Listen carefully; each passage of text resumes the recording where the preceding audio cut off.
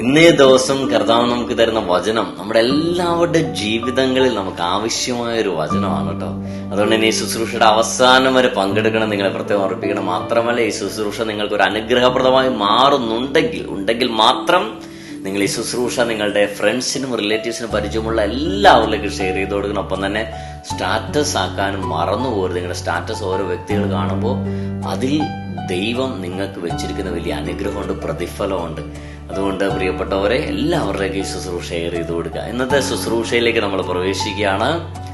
എന്റെ നാമത്തെ ഭയപ്പെടുന്ന നിങ്ങൾക്ക് വേണ്ടി നീതി സൂര്യൻ ഉദിക്കും, അതിന്റെ ചിറകുകളിൽ സൗഖ്യമുണ്ട്.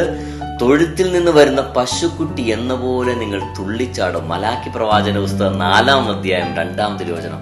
പ്രിയപ്പെട്ടവരെ, എൻ്റെ ജീവിതത്തിൽ ഏറ്റവും വിഷമസന്ധിയിൽ ഞാൻ ആയിരിക്കുമ്പോഴാണ് എനിക്ക് ഈ വചനം വിശുദ്ധ ബൈബിൾ തുറന്നപ്പോൾ കിട്ടുന്നത്. ഞാൻ ഒരുപാട് സന്തോഷിച്ചു. കാരണം ഇതുപോലൊരു വചനം അല്ലെ, നമ്മളെ മോട്ടിവേറ്റ് ചെയ്യുന്ന, നമ്മളെ ബ്ലസ് ചെയ്യുന്ന, നമ്മുടെ കണ്ണുനീരൊപ്പുന്ന ഒരു വചനം. ഭയങ്കര ശക്തിയുള്ള പവർഫുൾ ആയിട്ടുള്ള വചനമാണ്. എല്ലാ വചനങ്ങളും പവർഫുള്ളാണ്, പക്ഷെ ചില വചനങ്ങൾ അല്ലെ നമ്മൾ വായിക്കുമ്പോൾ തന്നെ നമ്മളെ ഭയങ്കരമായിട്ട് സ്ട്രൈക്ക് ചെയ്യും. അങ്ങനെ ഒരു വചനം ഇത്.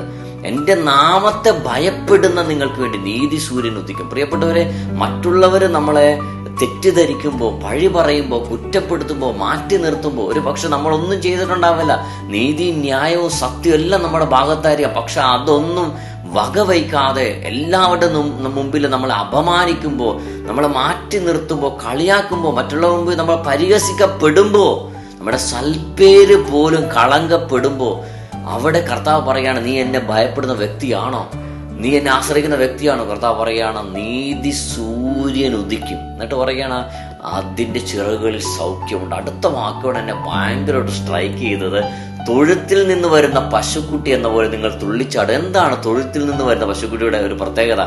ആദ്യമായി ലോകം കാണുകയാണ്. അമ്മയുടെ ഉദരത്തിൽ നിന്ന് ഈ പശുക്കുട്ടി പുറത്തേക്ക് വരുമ്പോൾ ഈ ലോകത്തിന്റെ സൗന്ദര്യം കണ്ട്, കാണാ കുളിർക്കെ ഈ കാഴ്ച കണ്ട്, തന്റെ അമ്മയെ കണ്ട് ഈ പശു തുള്ളിച്ചാടുക. ഞാൻ നിങ്ങളോട് പറയട്ടെ, ജീവിതത്തിൽ എപ്പോഴെങ്കിലും നിങ്ങൾ ചാടിയിട്ടുണ്ടെങ്കിൽ ഒന്ന് കമന്റ് ചെയ്യണം. നമ്മൾ എപ്പോഴാണ് തുള്ളിച്ചാടുന്നത്?